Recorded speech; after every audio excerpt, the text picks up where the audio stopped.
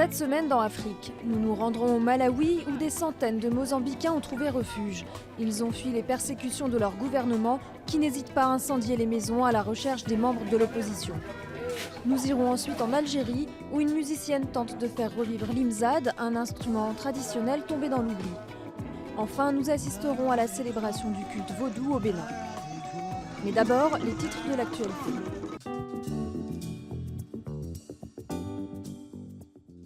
Le ministère de l'Intérieur tunisien a décrété vendredi un couvre-feu sur l'ensemble du pays alors qu'un mouvement de contestation sociale s'est répandu dans la région défavorisée de Kasserine. 5 ans après la révolution qui a permis la chute du dictateur Ben Ali, la population est encore confrontée au chômage et à l'exclusion. Le gouvernement actuel a reconnu avoir hérité d'une situation difficile, mais estime ne pas pouvoir tout régler d'un coup de baguette magique. Les présidents béninois et tchadiens et le Premier ministre malien se sont rendus cette semaine au Burkina Faso pour témoigner de leur solidarité après l'attaque djihadiste qui a fait 30 morts à Ouagadougou.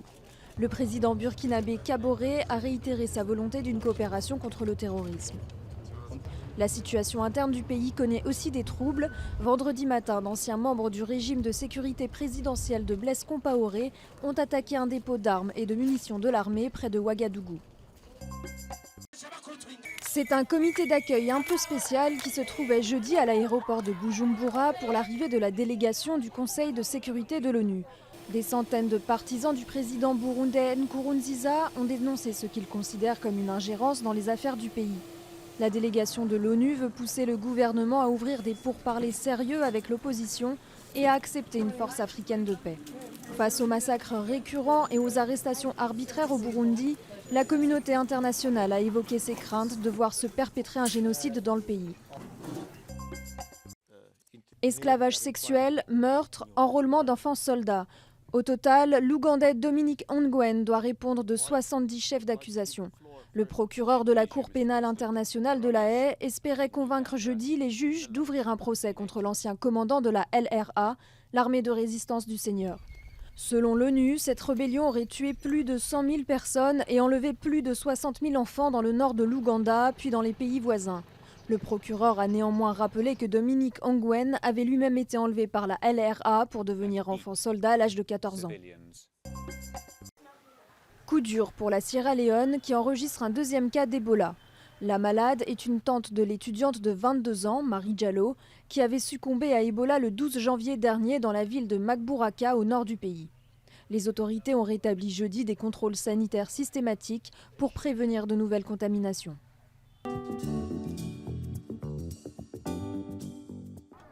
Des centaines de Mozambicains ont trouvé refuge au Malawi après que le gouvernement a incendié leur foyer pour retrouver des membres de l'opposition. Cette Mozambicaine craint pour sa vie et celle de sa fille. Son mari a été tué par l'armée, sa maison et ses récoltes détruites. Comme des centaines d'autres réfugiés, Malita Elias a dû marcher pendant 5 jours, sous le soleil, pour rejoindre ce camp à Kapissé, un village au sud du Malawi.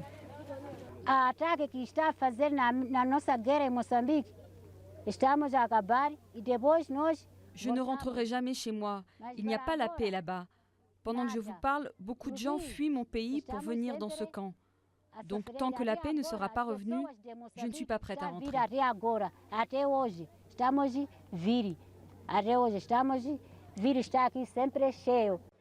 Depuis juin, les forces gouvernementales et la Renamo, le principal parti d'opposition, se sont affrontés à plusieurs reprises dans le centre du Mozambique. La guerre civile s'est terminée en 1992, mais la Renamo n'a pas accepté les résultats des élections de 2014. Et son leader veut prendre le pouvoir dans certaines provinces. En représailles, l'armée est accusée d'avoir brûlé des maisons et d'avoir commis des exactions. La situation est terrible chez nous. Quand ils ne vous tuent pas, ils violent votre femme en votre présence. C'est tragique. Les nouveaux réfugiés sont enregistrés comme demandeurs d'asile. Mais ce n'est pas la fin de leur calvaire. Le camp manque d'eau et de nourriture et survit uniquement grâce aux ONG. Le gouvernement malawi assure de ne pas avoir de ressources disponibles pour les aider et souhaite que leur pays d'origine trouve une solution. Nous devons sans doute dialoguer plus avec le gouvernement mozambicain pour voir ce qu'ils font pour mettre fin à ce problème. La police mozambicaine nie les accusations des réfugiés et pourtant leur nombre continue d'augmenter. Leur seul espoir réside dans le dialogue entre le gouvernement et les anciens rebelles pour que la paix revienne dans leur région.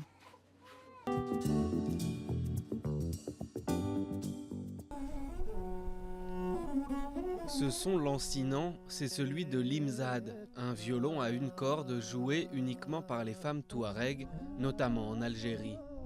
D'après la tradition, les hommes ne peuvent en jouer au risque d'être maudits. Mais aujourd'hui, l'instrument est quelque peu tombé dans l'oubli. Kaoulen Alamine s'est donc donné la mission de le faire revivre. Les jeunes s'intéressent seulement à la télévision et au téléphone aujourd'hui. Quand j'étais jeune, je vivais dans le désert et on prenait le temps de jouer et de profiter de l'instrument.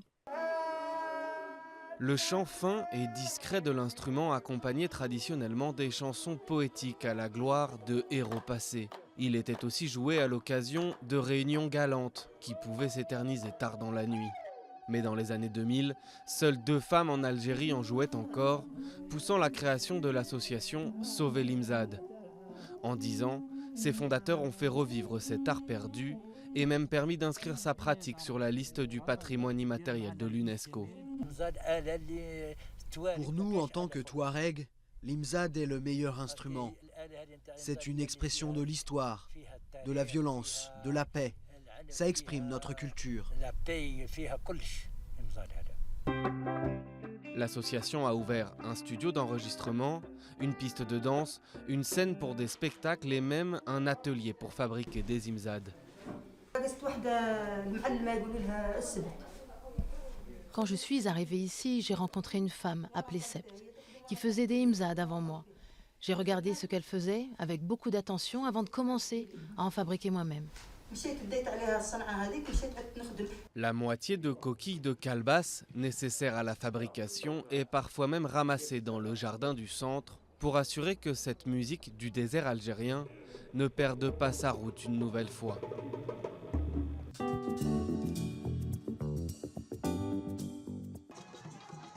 Des offrandes mystérieuses, un chef traditionnel, des chants et des sacrifices, la fête nationale du vaudou envahit les rues de Ouida.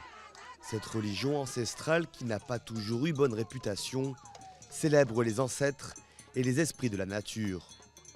Le moment est venu. Tous les 10 janvier, nous venons ici pour pouvoir commémorer, rester en frères, pour pouvoir fêter cette fête, pour être en communion avec nos aïeux.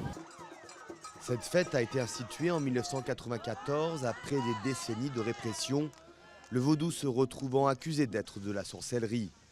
Sur la plage, face à l'océan, ses adeptes chantent et prient pour la déesse de l'eau, Mami Wata. On est en train de faire la prière pour demander des bonnes choses. Si la personne qui n'a pas de femme n'a qu'à trouver des bonnes femmes, la personne qui n'a pas de mari n'a qu'à trouver des maris. C'est pour cela que nous sommes en train de faire la prière au bord du mar. Essaimé aux Antilles et au Brésil dans le sillage de la traite des esclaves, le vaudou est aussi présent dans le sud des États-Unis.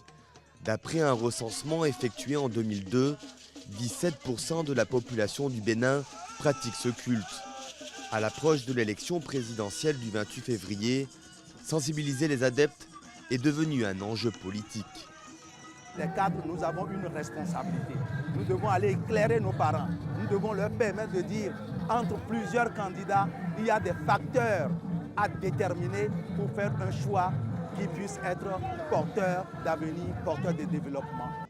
Si certains chefs traditionnels ont déjà donné des consignes de vote, la plupart ont surtout appelé à un scrutin pacifique, un message d'apaisement fidèle à la tradition du culte vaudou.